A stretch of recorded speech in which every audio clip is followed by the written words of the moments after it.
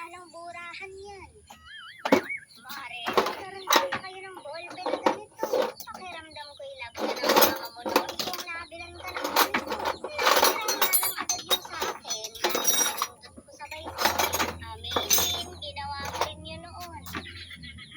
Magka-cursive na raw sila kaya nagpa-practice siya. Medyo nag-loading nga yung utak ko doon dahil hindi ko naman alam yung cursive. Shota mare, dikit-dikit na sulat lang pala. Sorry naman, dikit-dikit ang tawag namin dyan noon. May English pala doon, tao na ako. Hunsay-hunsay. Yabang, nanay na nanay ang dati niya. Parang nung bakasyon, hindi ka naging lasinggera ya. Piring at natapos mo ang balutan yung mga libro at apakabigat pala. Ganyan din naman last year. Kaya naman bumili na ako ng lalagyan para madali na lang bitbitin. Pwede hindi naman ito pinapadala lahat. Manay nabali? Iwalay ko na. Muna dili mo andar? Di ba ka nang patungin sa ball? Hindi na kailangan ng bebe ko. Ang hunsay-hunsay ba daw?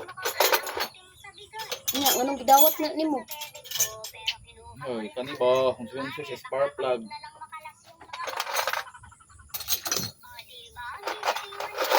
Kani mo ini out sa ambit. Ito pa yung isa sa mga pinaka-importante. Binilhan ko siya ng relo na nalalagyan ng SIM. Hindi ko kasi siya pinagdadala ng cellphone pero matatawagan pa rin siya dito.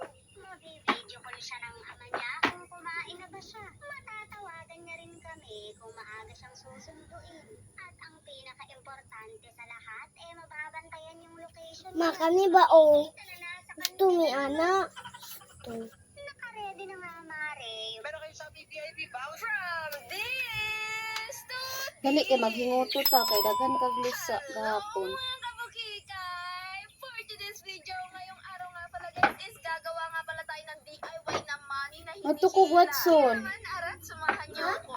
Hoy, Hi guys, nagbabalik ang ating yung kabukikay na tagagawa ng buhi. Pero ngayong araw, Ato ko, Watson. hindi tayo gagawa ng buhi. Bago ko sabihin sa inyo kung ano yun at bago tayo dumako doon, syempre papakita ko muna sa inyo Yes, ang gaya ng ating I want to. Nakikita nyo nga pala sa video ito, naglilinis yung babaeng yan kasi naman ang tagal nating hindi nalinisan yung store natin at yung mga kalat dyan nandyan pa rin hanggang ngayon. Kaya naman nilinis ko muna bago tayo magsimula. So, ito na nga guys, sasabihin ko na ang gagawin natin. Meron nga pala Gilook sa ating sa uyuan. magpagawa. Alam nyo ba guys, ang bata ba giluot sa uyuan? Sige na. Ayan,